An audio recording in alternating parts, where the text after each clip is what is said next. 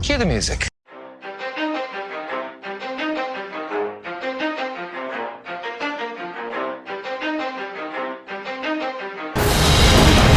I don't just burn, pal.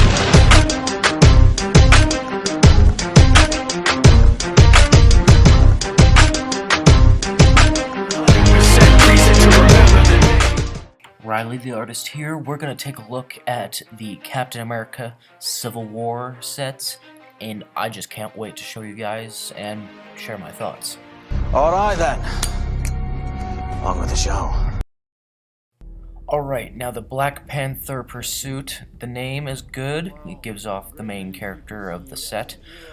Now the figures look great, fantastic. Black Panther looks incredible for his first live-action appearance, played by Chadwick Boseman in Civil War. Bucky, great look for him. And Captain America, same costume as Age of Ultron, but by the looks of Civil War, it is the same costume. Now, unfortunately, we don't have an up-close look at Black Panther, and the image you see before you, the image of Black Panther is a little too blurry to zoom in on. Now, here's an image of Captain America and Bucky on his motorcycle. Now, first off, for Captain America, it is the same costume as Age of Ultron. Like I said, there is no real difference between the two costumes in the two films. Now, Bucky looks fantastic. His torso is amazing, plus the arm printing is just spot on with the red star and even the shining effect to simulate that it's metal. Now there's no real detail on the legs or the arm, but it's fine. Okay, now for Captain America's hairpiece, it's a great looking piece. It's really awesome. Unfortunately, it isn't Captain America's hair design. I'm a guy who likes spot-on details, but this hairpiece, don't get me wrong, it's a good hairpiece, but the hairpiece just doesn't work for Captain America. Now the head for Captain America, it's a great looking head for any regular figure, but this is Captain America we're talking about here. Now don't get me wrong, it's a great looking head for both collectors, customizers, but it doesn't seem like Captain America. Now I'm fine that it doesn't look like Chris Evans, but the head just doesn't work for Captain America for Civil War. The smile is what brings it down for this figure, in my opinion. Not the hairpiece, but it's the head. I know that LEGO wants to put more of a character into their figures, but this just doesn't work. Now I do have a complaint about Bucky's head, though. The hairpiece, I don't care. It's what I would use on a Bucky figure. But seriously, LEGO, why give us Chris Pratt, Star-Lord's head? I mean, the beard, sure, but put that print on a different head.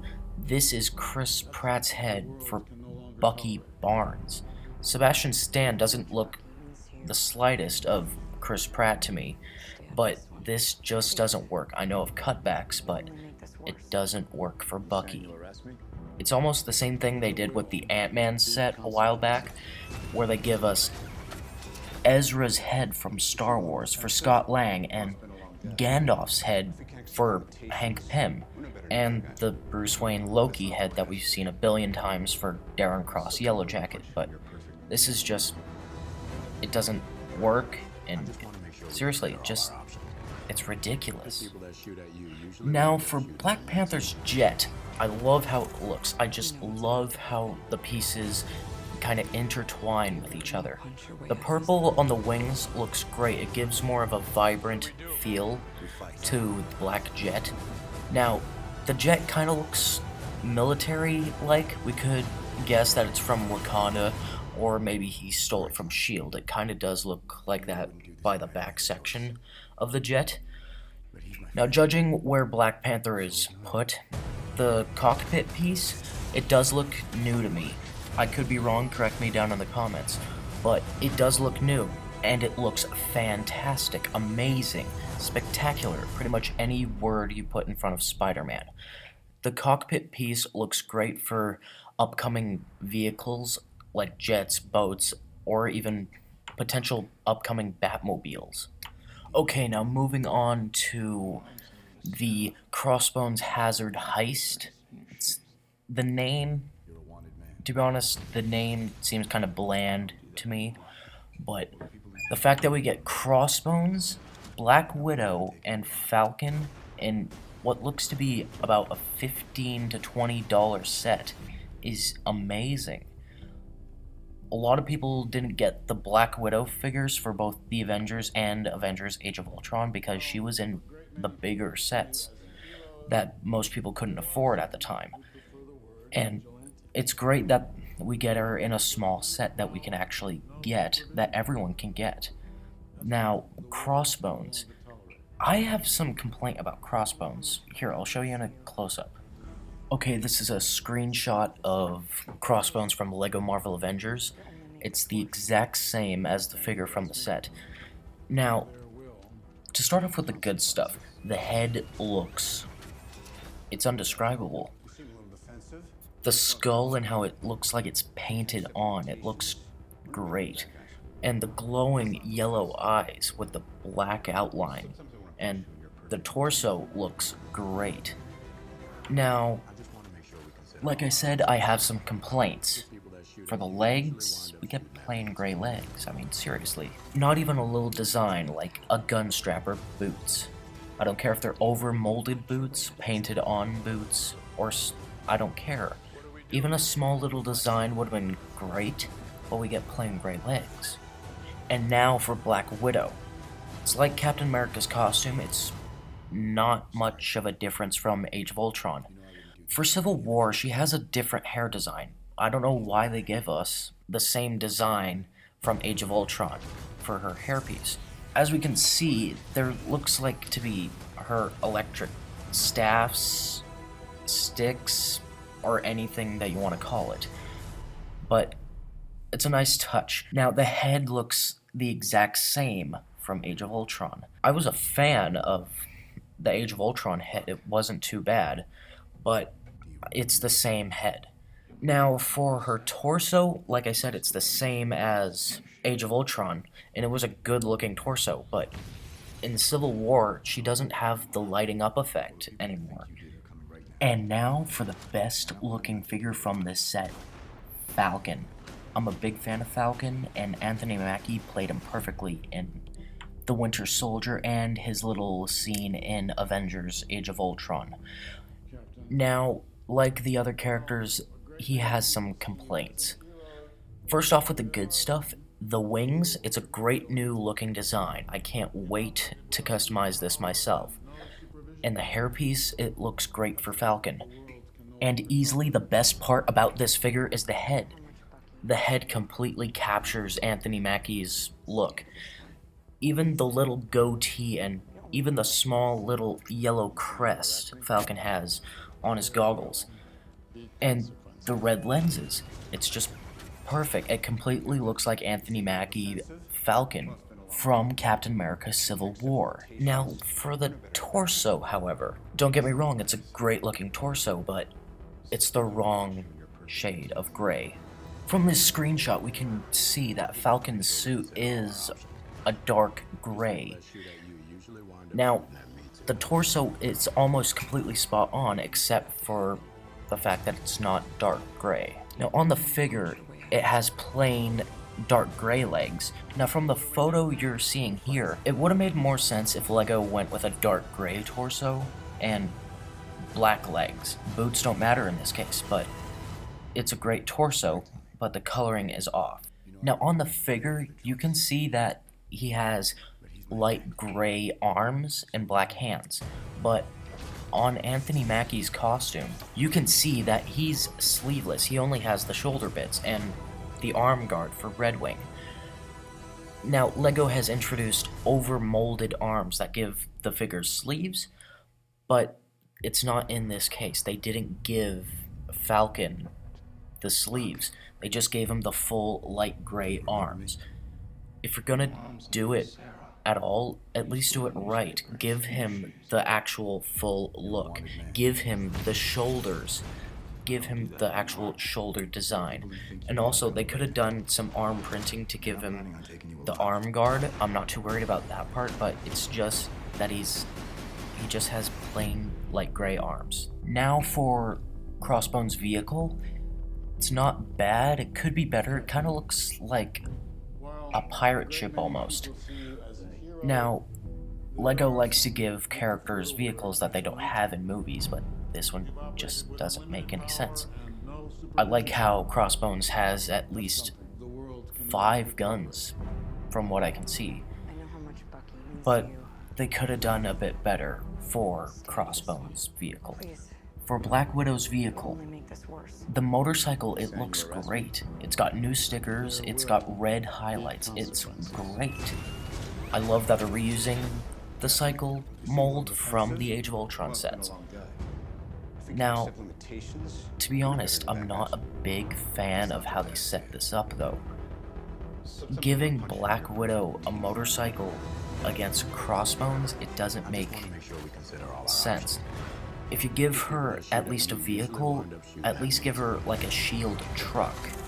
Or give Crossbones a motorcycle and give Black Widow a shield 4x4 truck. But that's just my opinion. Let me know what you think in the comments. And now for the biggest Captain America Civil War LEGO set, Superhero Airport Battle. Now first off with the name, I'm not a big fan of it. Clash of the Heroes, maybe? Then again, that's in the Batman vs. Superman sets, but something along those lines would have made more sense than just Superhero Airport Battle. Now, starting off with the figures, it's got amazing figures. It's got almost the complete cast of Captain America Civil War.